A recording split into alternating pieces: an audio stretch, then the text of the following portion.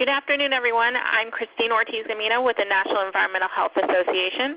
Thank you for joining us today for the U.S. EPA Wildfire Smoke Research Toolbox and Other Resource webinar. A little background on this webinar series: NEHA and the EPA have joined together to start a collaboration that promotes each other's work, along with producing a webinar series beginning with our topic we will be discussing today and possible future projects. Today's webinar will be on exposure to wildland fire smoke affecting community health. Emissions from wildfire smoke have significant health implications for those nearby as well for those living further downwind of the smoke. The U.S. EPA offers resources that can assist with development of health risk communication strategies to improve public health outcomes. A bit of housekeeping first. All webinar participants will be in listen-only mode. This webinar is being recorded and will be provided to all participants within 1 week of the webinar. Also, there will be a Q&A at the end of the presentation. Q&A will be conducted via the webinar chat box. Feel free to enter any questions you have via the chat box throughout the webinar, and we'll address the questions at the end of the presentation. So with that, and to ensure we have enough time at the end of the webinar to take your questions, we'll go ahead and get started. I will now pass it to Monica Lindenbrick from the U.S. EPA, who will be introducing our speakers today and moderating the webinar. Thank you, Monica, for joining us, and I'll turn it over to you. Thank you, Christine, and thank you to NEHA for hosting this quarterly webinar for the partnership between EPA and NEHA. Today we have 3 presenters from the U.S. Environmental Protection Agency that are going to provide different overviews on EPA's wildland fire resources. The first presenter today is Christina Bagdikian. She's from EPA's Office of Research and Development, and she is going to provide an overview of all of the wildland fire research that is ongoing within EPA's Office of Research and Development. Following Christina's presentation, Susan Stone from our Office of Air Quality Planning Office is going to give an overview of the resources that EPA has made available for those that are responding to fires and different materials that we have available for communities and others that experience wildland fires.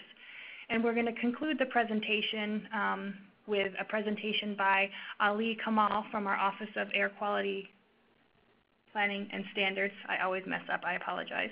And he's going to give us an overview of an experience from our Air Resources Advisors and what they do to help forecast wildland fire smoke. And then at the end of the presentation and throughout the presentation, we will allow time for questions as well as feedback from the group. So with that, I'm going to pass the presentation over to our first presenter, Christina. All right, hello everyone. Thank you for having me today. As Monica said, my name is Christina Bagdikian, and I am an environmental health scientist in the Office of Research and Development at US EPA. I'm going to provide a short overview of wildland fire impacts and some research highlights. So EPA's mission is to protect human health. Oh, sorry, next slide. Thank you. EPA's mission is to protect human health and the environment.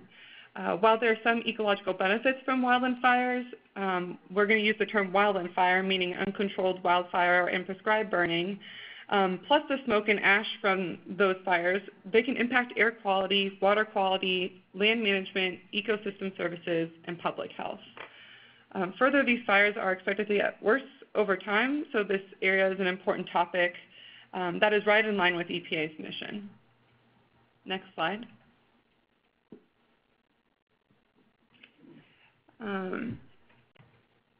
Wildland fires are a global issue. The map you see here illustrates in a pretty dramatic way how widespread wildfires are. Each dot represents a fire that the NASA satellites detected over a 10-day period in February 2016. So again, that's only 10 days. Pretty impressive to see. Next slide. But if we zoom in, fires are also a national concern. This is due to increasing acreage burned, as shown in the graph on the right. as well as increased impact on urban areas since more people are moving into that wildland-urban interface. And also because the U.S. annually spends over $1 billion to fight fires. Next slide, please. And drum roll. This trend of increasing acres burned is projected to increase, and in some places it's supposed to be worse than others. Next slide. So given the various areas of impact from fire, smoke, and ash, the Office of EPA's research covers the various aspects. Further, we often collaborate and leverage our work with other federal agencies involved with wildland fire research. So that would be like NOAA, NASA, and U.S. Forest Service. For example, some collaborations are focused around air quality modeling and model development. Next slide. So as I mentioned, one of the areas we investigate is air quality impacts. Smoke from fires can impact the area immediate to the fire, but also can travel large distances. According to the 2014 National Emissions Inventory, 32% of primary PM2.5 emissions were resulted from wildland fires. The two graphs you see here consider fire-related primary PM2.5 emissions from the years 2008 to 2012. And on the left, you'll see the annual average daily fire PM2.5 footprint by county across the country in micrograms per cubic meter. You can see kind of two distinct footprints here. There's one above Northern California in the Pacific Northwest and another in the Southeast. On the right, you'll see how much smoke contributes to the number of days with fire PM2.5 above the daily standard of 35 micrograms per cubic meter by county. So this really illustrates that in this 4-year time period, the biggest impact was in the Northwest region, where a number of communities experienced 10 or more days of high PM2.5 levels. So pretty dramatic. Next slide. And the smoke is important because it is responsible for a multitude of known or suspected health effects. That includes asthma, COPD, as well as some adverse outcomes. Birth outcomes, excuse me. Next slide. And these health effects are seen across a variety of populations, and which are listed here, and that really amounts to about 27% of the population who's at risk to wildfire smoke. Next slide. And to put a cherry on top, our population is growing as well as our older population, which is growing, which means there's going to be more people than that 27% who are susceptible to smoke. Next slide. So one of our researchers was interested in understanding where these susceptible people live.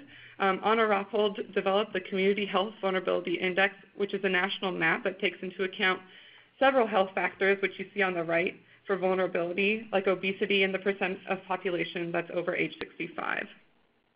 Next slide. The state of North Carolina used the CHVI plus a couple other layers to identify Hope County as a vulnerable population.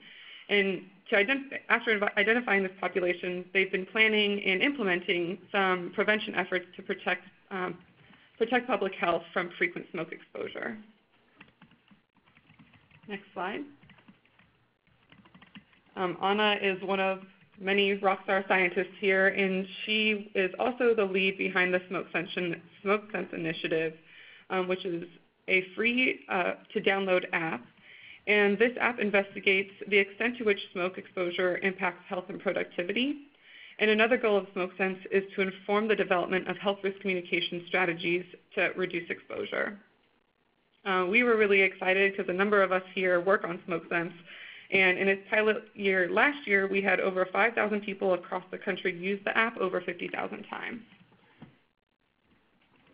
Next slide. Another research initiative is the Wildland Fire Sensors Challenge. This challenge is a multi-agency collaboration, and it aims to stimulate the development of low-cost, lightweight, accurate, and easy-to-deploy sensors for public health officials and first responders to improve their measurements of smoke.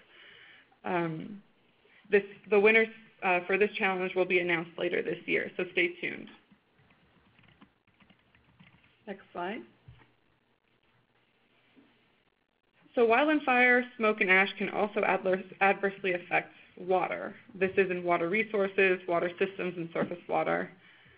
Through various mechanisms, water resources can suffer from soil erosion, pollutant mobilization, and some hydrologic impacts.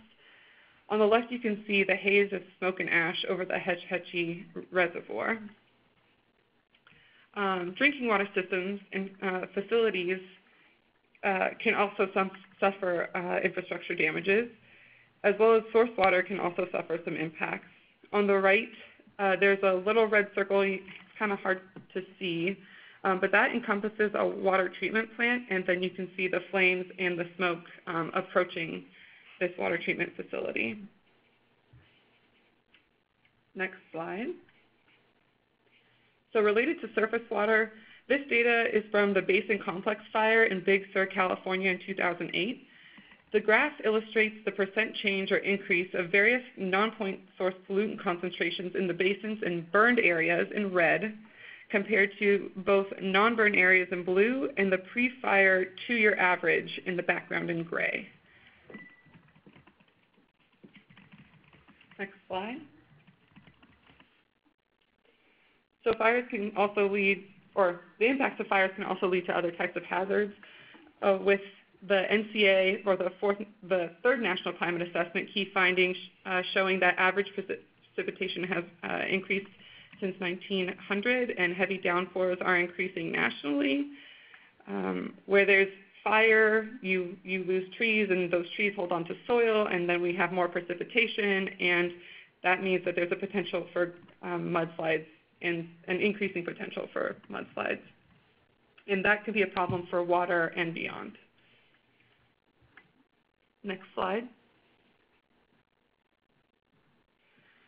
There are various water wildfire research activities happening in ORD, in the Office of Research and Development. One of those activities is to understand which watersheds are vulnerable to wildland fire. Another area is understanding the impacts they have on cold water refugia, and also to understand how diseases and pests will behave with these fires, and how that could affect tree health and water quality. Next slide. So to kind of summarize and highlight a few research activities, you can see that we have a very robust and diverse suite of projects and activities happening at EPA. These projects include understanding fire emissions and modeling, toxicological studies, monitoring and measurement, water, and some communications and outreach activities, which Susan will touch on more next. So next slide. To summarize, thank you. We have a variety of stakeholders and partners like you all on the phone who help inform our research, and I appreciate you listening. Feel free to email me with any questions you may have, and I should have it on here, but I'll read the research webpage link for you. It's epa.gov/air-research, and we have a lot of information on there about the materials I talked about today. Thank you. Thank you, Christina. Our next presenter is Susan Stone. Yeah, thank you, Monica. It's a pleasure to be here, and I would like to thank the National Environmental Health Association for inviting me. Next slide, please. All right, so basically the outreach materials that we have related to wildfire are all based on the Air Quality Index. And so I suspect that many of you are familiar, but I'm just going to touch on some of the highlights here. It's our color-coded tool for telling the public how clean or polluted the air is. It recommends steps people can take to reduce their daily exposure. It runs from 0 to 500. 100 is generally the level of the short-term standard. So if you're below 100, air quality is considered to be acceptable. If you're above, people can be at risk. And many states and metropolitan areas in the country use it. They're required to use it if they're over 350,000 in population, but many do it as a public service anyway. And the AQI has basically three aspects. There is the forecast AQI to help you plan your activities for the next day, the real-time or nowcast AQI to tell you whether this is a really good time to go for a run. And then for trends purposes, there is yesterday's air quality, which is what is kept in the record books. Next slide, please. So I think that you all know that what the air quality index looks like. It runs from good to hazardous. And as you get above the 100 level, which is the level of the standard, first there are at-risk groups that we identify in the review of the National Ambient Air Quality Standards who are at risk. These are typically people with heart or lung disease, older adults, and children. There may be others. There are different people, groups of people for different pollutants. When the air hits unhealthy, air pollution has the potential to affect everyone, and obviously it's going to hit the at-risk populations more intensely. Very unhealthy is a very unusual condition in this country, and that's the first level at which we really recommend that people stay indoors. And then hazardous is typically only associated with wildfires. Next slide. So the number one question we got when we were developing the air quality index is, will I be affected? Will my child be affected? Will my father be affected? And so basically we have pollutant-specific health effects and cautionary statements to address these questions because different pollutants affect different groups of people. The AQI advisories, health effects, and cautionary statements are all based on the health information supporting the National Ambient Air Quality Standards. And basically what we're trying to do with the Air Quality Index is get people to reduce the dose of inhaled pollution. So the dose is approximately equal to the product of the concentration you breathe, your ventilation rate in liters per minute, and the time in minutes. So you can reduce all of these factors. You can reduce concentration by being active outdoors when air quality is better. You can reduce your ventilation rate by taking it easier, go for a walk instead of a run. And if you don't want to do that, you can shorten your run to spend less time being active. But because air pollution affects different people different ways, we always tell people to pay attention to symptoms. And this little picture is a picture of the ciliated epithelial cells in the upper airways with the blood vessel underneath it. And it just shows that as air quality causes inflammation in the upper airways, that white blood cells are drawn to the epithelial cells. Next slide. This is our AirNow website. What I'm going to talk to you about today are two different pages on this website. The first one is the one that's circled up here. It's the Fire's Current Conditions webpage. And then just below that in the blue box, there is a health link, and that's where the health-related tools I'm going to tell you about may be found. Next slide. I just want to let you know that AirNow will be changing. We're moving from kind of a first national look to a very localized look so that people can get this information. It will be relevant to where they are. It will be mobile friendly so that even though it's a landscape website, as you put it on your mobile phone, it will stack. And so I just want to point out on this version, and we're expecting it to be out in August, up at the very top bar, you can see something labeled fire. That's where the fire information will be. And then if you look at the map, the little icon that looks like a burning something, you can also click on that and get localized fire information. So don't be surprised in August. Next slide, please. So right now, the Fire's Current Conditions page offers a lot of information. So in the next slides, you'll see some of these pieces. So I just wanted to show you kind of where you can find them on the Fire's Current Conditions page. Next slide. The first thing you'll notice is the NOAA Hazard Mapping System map. It's generated by satellites. These were the current conditions for the fire in Alberta in I guess it was the Northwest in 2017. But smoke travels a long way, and one thing these maps do is really show that point. It's updated at least 5 times a day, and it uses satellite data, and now that GOES 16, or now it's GOES East, is operational. We have much better resolution, and so it's much more informative. Next slide. And so I wanted to let you know that one of the links that you can click is the fire's current conditions, and this contains current advisories. So wherever there's a major fire or a state smoke log for a smaller fire, it can be found on in this area of Air Now. And so what you see on the left is actually a fire output from the Air Resource Advisors, and this is what you see on a major fire, and it tells you in text and in a map kind of what the status of the fire is and what they expect the fire to do. And then in the middle part of the graphic, you can see what the fire was doing at every monitoring station and what it's forecast to do. You can all the state and local smoke blogs that are there are posted on this site, and you can also find the Wildland Fire Air Quality Response Program, or the ARA program. Next slide. We have an informational document called How Smoke from Fires Can Affect Your Health.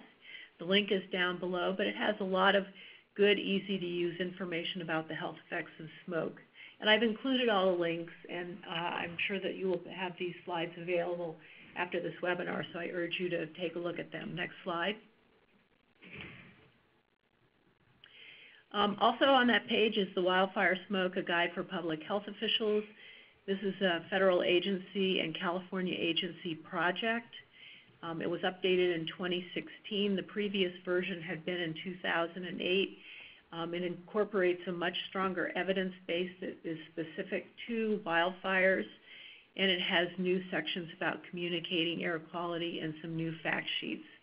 And I hope you never have to use it, but if you've had to, I suspect you know about it. Next slide. And this is really big news. In fact, this is something that just happened last week. We're developing fact sheets to go with the Wildfire Guide, and the first one was out. It went live last week. It's Prepare for Fire Season, and so you have the link. It has logos of EPA, CDC, the Forest Service, the Office of Environmental Health Hazard Assessment in California, the California Air Resources Board, and the California Department of Public Health. You can just print it off and hand it out or put it on your website. We have some more that are in process. Protect your lungs from wildfire smoke. This is about respirators, indoor air filtration, reduce your smoke exposure. There's a children's health and wildfire smoke fact sheet, and then also protect yourself from ash. And these should be out, as soon as we can get them produced and up on the web. Next slide. And we're also working on the next revision of the Wildfire Guide. When we updated the 2016 version, we knew there were more bells and whistles that we wanted to add. We also wanted to update the look, and so it should look something like this. It adds other pollutants, it has additional sections, and we will have more fact sheets coming out, as you can see here. Next slide. We also have some great infographics just below the Wildfire Guide on the AirNow website that you can put up on your website or download and use. There's one about correct respirator use, and there's also a general one about reducing exposure. And the links are here, and you can get them and use them anytime. Next slide. We have a PM web course for healthcare professionals, and this is what it looks like. You've got the link there. Next slide. It basically describes the biological mechanisms responsible for both the respiratory and cardiovascular system health effects associated with PM, which is the principal component of smoke that we're worried about. It helps healthcare providers advise their patients about exposure, and it provides patient education tools. And best of all, it offers continuing education credits to doctors, nurses, and health educators through CDC. And so this is a big motivating factor to get people to use this course. Next slide. It has a full section on patient exposure and the air quality index. Next slide. because PM is the pollutant primarily associated with kind of these episodic emergency events. It also has a section on high particle pollution events. And this is consistent with the wildfire guide and is meant to enhance and amplify the messages that you will be giving to the public using the wildfire guide. Next slide. Why did we develop a course for clinicians? I'm not going to go through all of these. I just wanted to cite these. But basically, what we know is that people are much more likely to pay attention if they are told by their healthcare provider. Much, much more likely. It's been well documented not only in these studies but in others. The unfortunate thing is very few healthcare providers talk about air pollution to their patients. And CDC just had a study published about within the last month, Mirabelli et al., and they found that respiratory doctors are doing a better job, but cardiovascular doctors are not. And so that's why that we have this course. Next slide. And so we have some great outreach materials. I really like these. These are two different pieces of information that you can print off and use. One is in the form that you can put several on a piece of paper, and one is a little bit larger, but it's a way to help get the word out about the course. Next slide. Also on the AirNow website, we have these downloadable fact sheets that aren't specific to PM, but they are specific to lung disease and heart disease. On the left is asthma and outdoor air pollution that we developed with CDC, and on the right is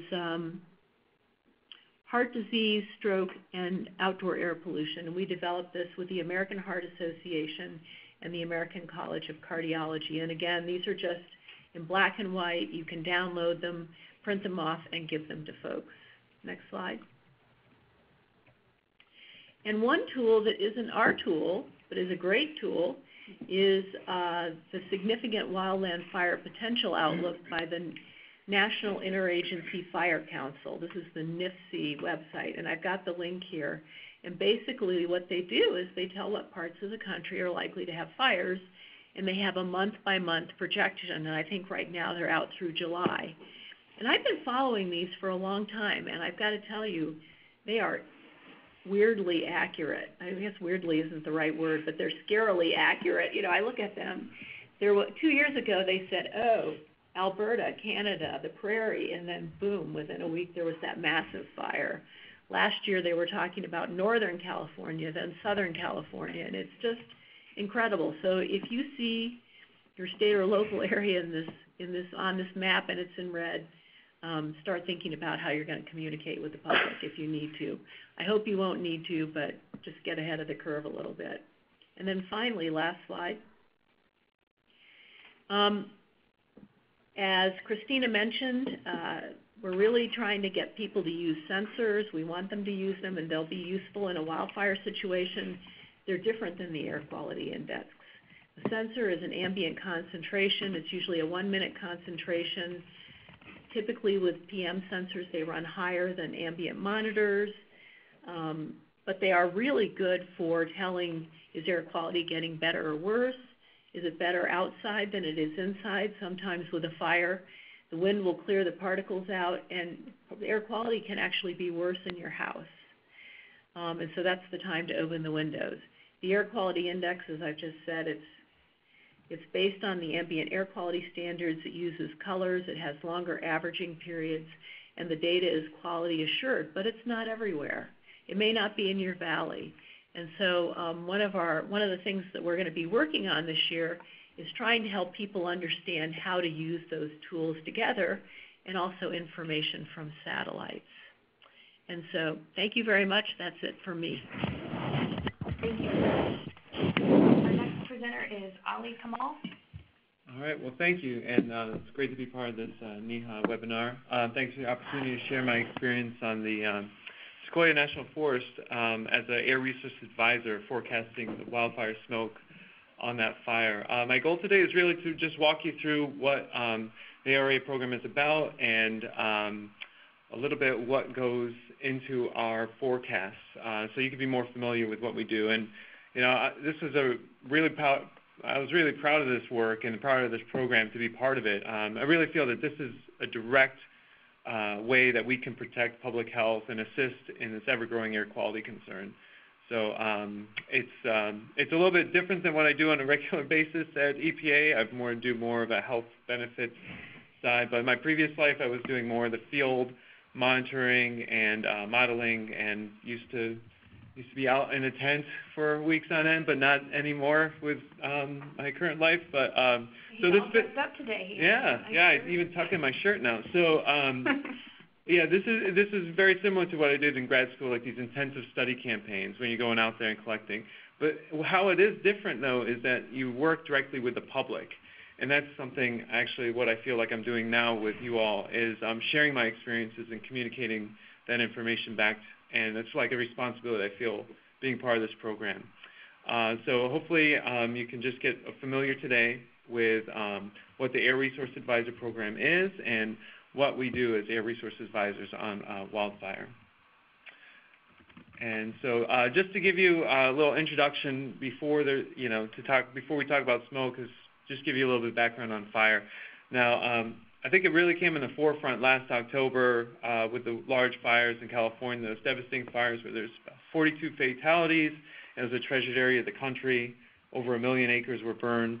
And, I mean, it impacted the landscape, the economy, people's lifestyle. And this is all very new for me, this understanding these wildfires. Especially, I grew up in the Midwest. There weren't mountains and, like, wildfires that were going on constantly. What was surprising, though, was I was able to look at NEHA, what Susan mentioned, the same organization. They have the statistical background on the wildfire acreages from the past, and also what's really surprising is the suppression costs and how much more expensive it was in 2017. These costs are going up, and really a lot of these areas are pushing up against that wildland-urban interface. So these are becoming more costly fires. They are not just remote out in the middle of nowhere where they can let them burn. So just to give you some background here, there is on average 6.4 million acres burned and on average, but there were 2 years, 2015 and 2017 recently, that exceeded 10 million acres in a year. And those costs are ever growing.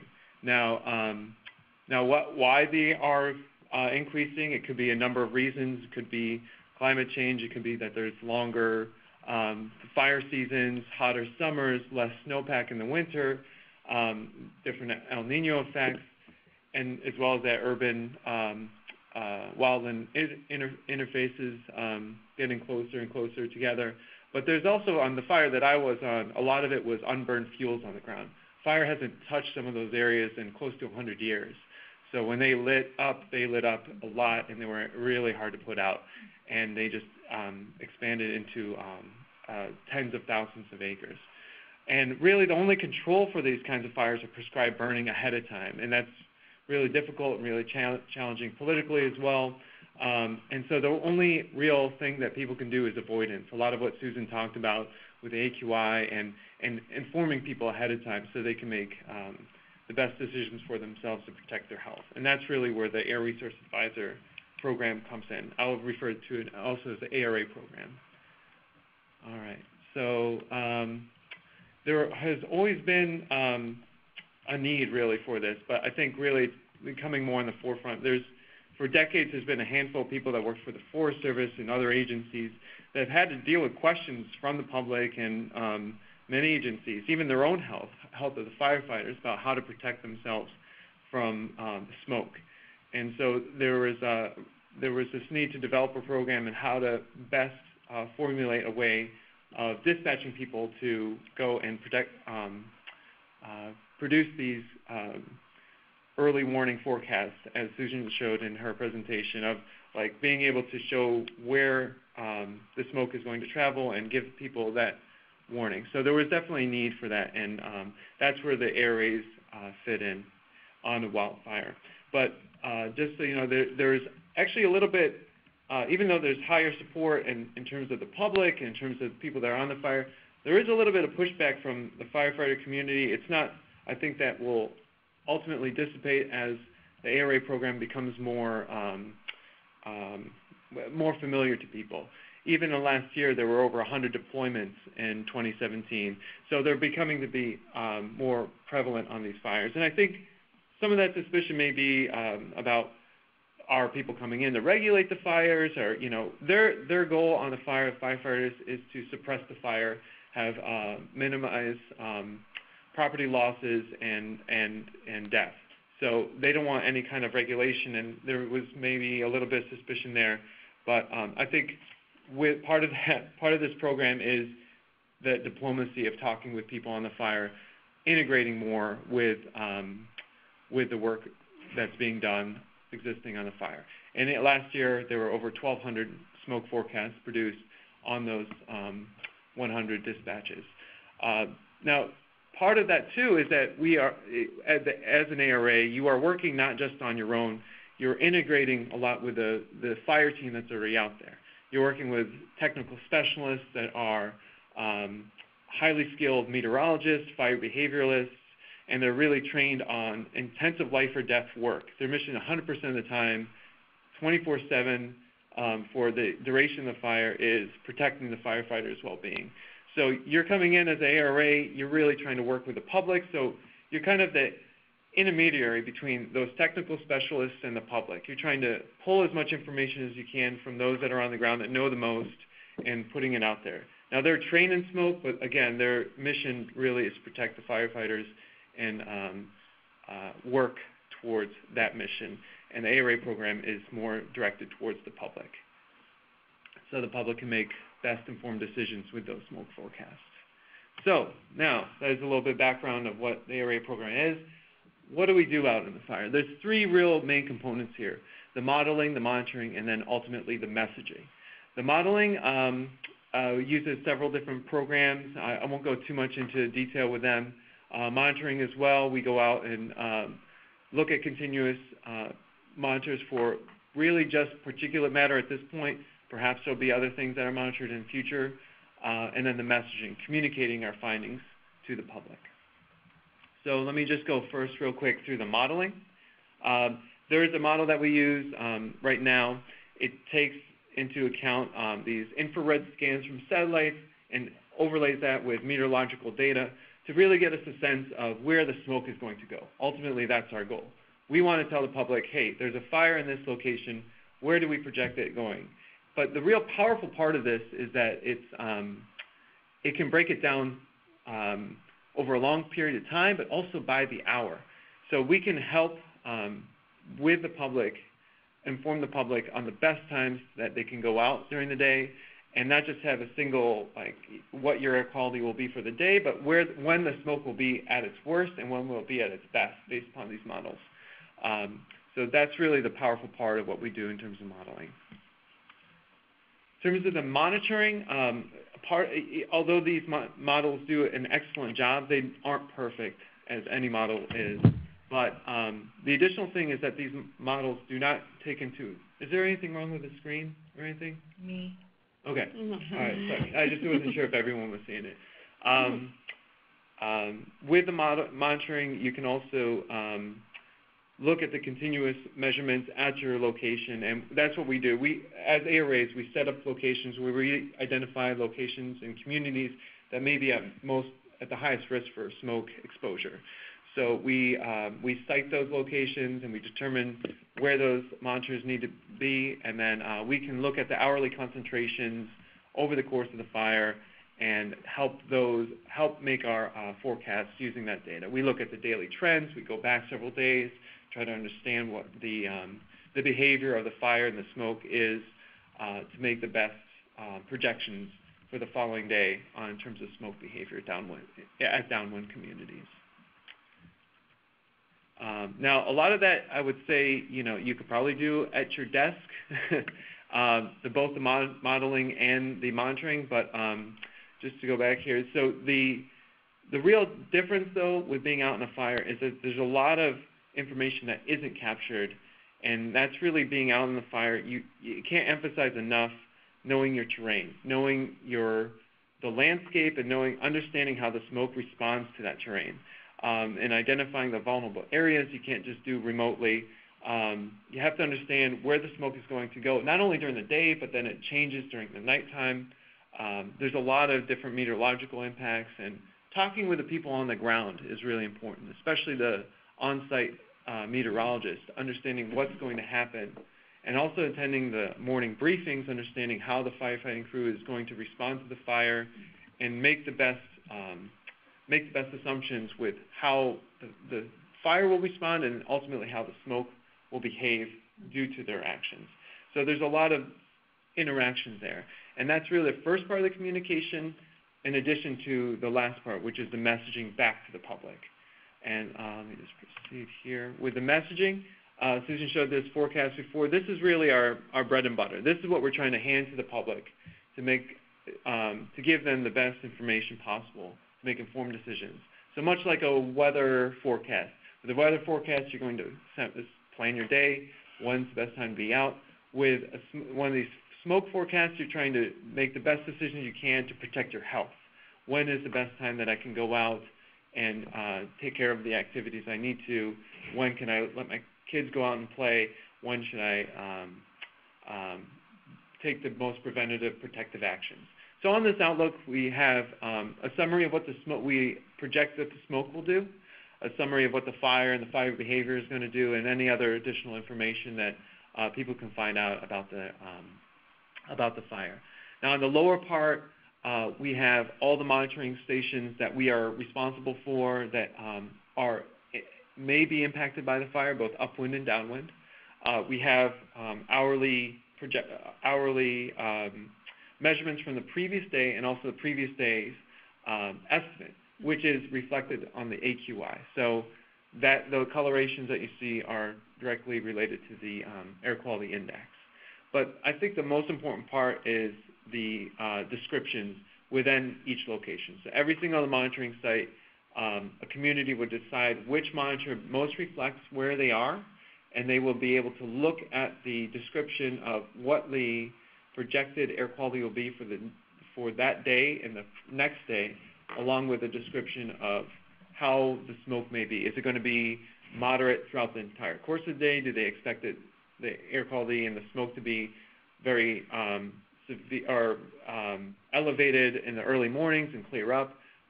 We're trying to present as much information as possible for them to make the most informed decisions with that breakdown throughout the course of the day.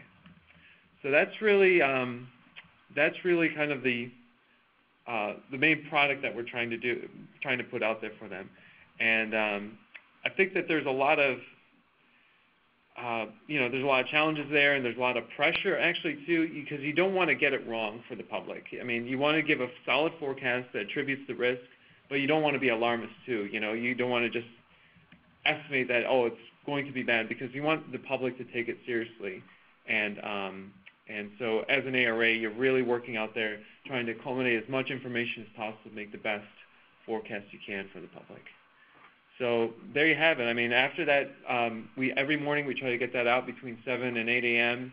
to the public. It goes out to the public information officer in the fire. It gets posted on Facebook, Twitter, any fire blogs in the area, local agencies. We send it out. We email it out to local hospitals so they know what the air quality may be. And so that's really the main part of the messaging that we're trying to get out there. The other part that we also try to help with is being available to the public to take questions. We attend public meetings. We try to be able to answer any questions that come to the fire camp that may come from the public, from the media, that we can help answer. And really just, when people are out on these fires, some of them are angry, some of them are scared, some of them are relocated, and they are concerned about their health, and they feel uneasy about things. And I really felt that way last summer, trying to explain that to them. I feel like what Susan and the Wildfire team has put together with these fact sheets are going to make our work as ARAs far more empowered to help the public. I mean, being able to have these flyers and to have them out there in public meetings on what they can do to protect their health, what they need to know during a fire in terms of their children or anything like that, will be incredibly helpful to us, and I think ultimately will have pay dividends during the fire. So yeah, there you have it. I mean, I just feel like this has been an incredible program to be part of. I feel this has been direct work with the public that feels like has immense impact, and I think that we'll continue, hopefully, to make efforts to work in terms of improving our communications, even trying to get some messages out ahead of time, trying to get communities that aren't traditionally impacted by smoke ready ahead of time so they can best protect their at-risk members of their community. So with that, I say thank you, and can take any questions if you may have it. That concludes the 3 presentations that we have for today's webinar. I do see one question in the Q&A box. If there are others, feel free to type those in, and we'll ask our presenters to respond to those appropriately.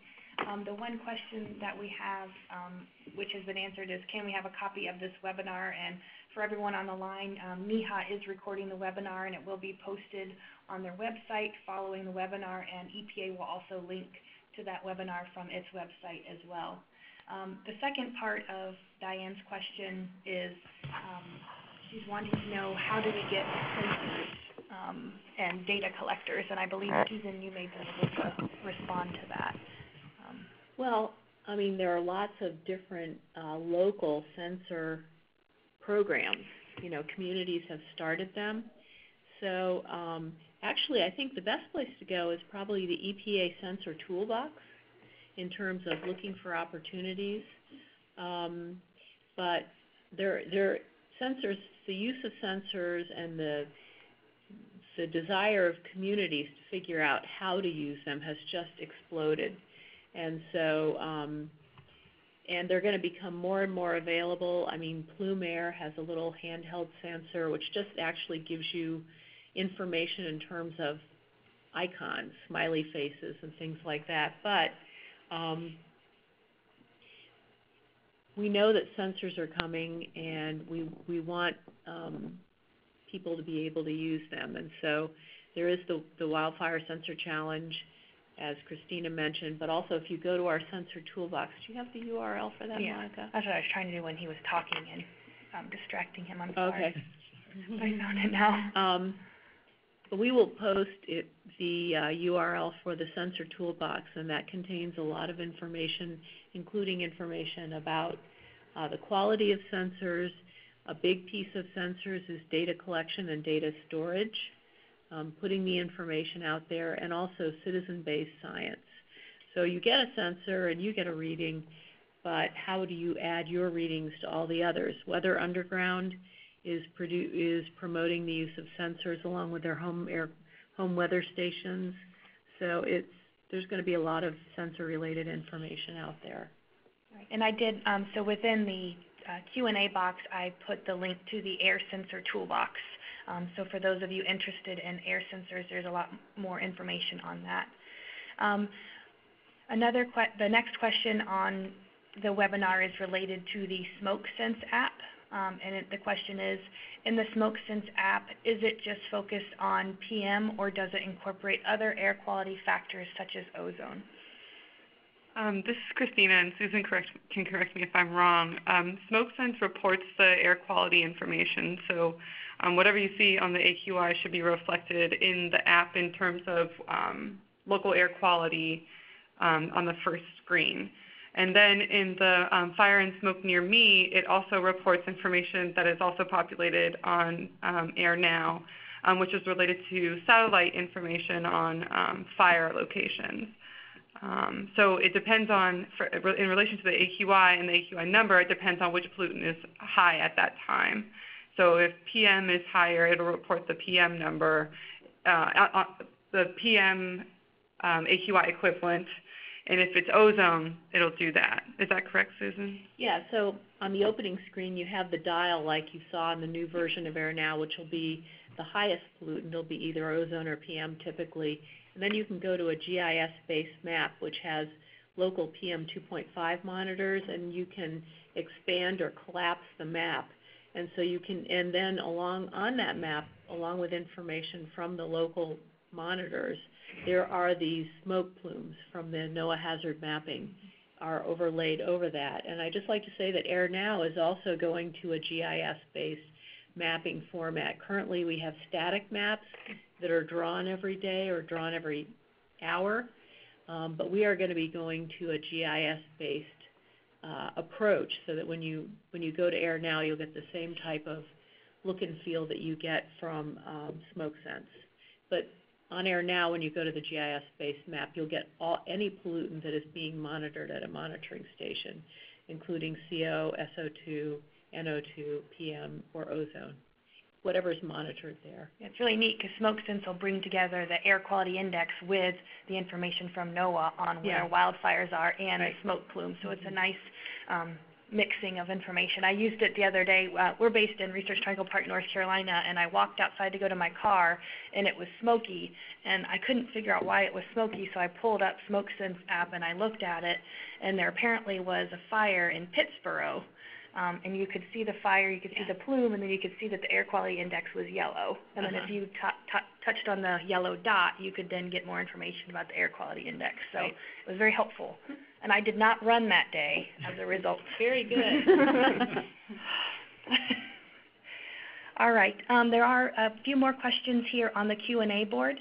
The next question is from Julie Fox, and she wants to know, with regard to the discussion about face mask, is there any particular reason that messaging is limited to N95 and P100 mask, rather than also including N99, P95, or S mask? And then following up on that, another webinar participant said last year there was conflicting information about use of mask. The CDC link recommends mask use after proper fit testing. Okay. Well, let me say I don't know the answer to that question. I suspect it's because N95 and P100s are most commonly available, but I will find the answer to the question. Barbara Materna from the California Department of Public Health is the author of our respirator fact sheet. She's also the author of the fact sheet that is in the 2016 guide. And actually, the respirator fact sheet is going to be coming out. I've seen a final version of it. Should be out next.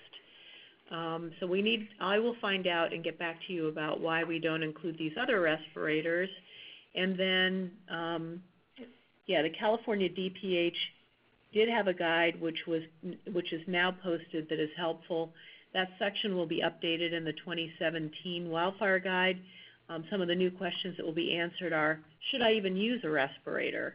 Respirators aren't necessarily good for people with heart or lung disease because they impede the airflow.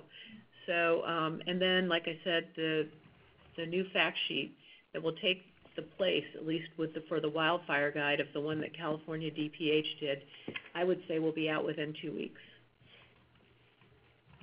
Sounds like Karen thought the California DOH, the guide was helpful. Yeah. And then they're looking for consistency with what CDC is recommending. Well, so let me just say one thing about CDC. NIOSH is part of CDC. And so NIOSH has to be very particular about fit testing. And so what comes out of CDC NIOSH is meant for occupational exposures mostly. The respirator fact sheet that we are in the process of putting out there in the next 2 weeks, I would say, will have the CDC logo. It is meant for the public. It talks about having a good fit, but it does not. There's a link to NIOSH fit testing, but it does not say that you should not use a respirator unless you have it fit tested, consistent with California. That is all the questions that I see in the Q&A box. If there's other questions, feel free to type them in. We have about 6 more minutes remaining on the webinar, so I'll give people another minute. I'll chime in really fast. This is Christina. So last year during the fires in California, the EPA Office of Research and Development communications team put together a couple of infographics and ways you can reduce your exposure to smoke. And it mentions respirators, but it does say the N95 or P100s, as I think it was Karen mentioned, or maybe Diane in the chat box. But that's all on our smoke-ready toolbox, which Susan pointed out, and again, those infographics, Monica, I think, is pulling them up to show the slide in the presentation. But those are, you're able to download and tweet and social media verb those. Yeah, so the infographics that Susan showed there, they are available on the AQI website and on other places on our website. And anybody is free to use those if they need to communicate with the public about steps they should take to protect themselves during a wildfire event.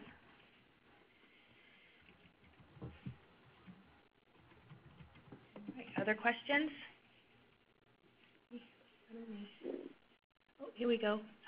Rich Calhan, you mentioned that there will be a wildfire guide fact sheet on indoor air filtration. Does it recommend specific HEPA filters in indoor air practices, such as not burning candles indoors? Yes, the indoor air filtration one will be the third one to come out.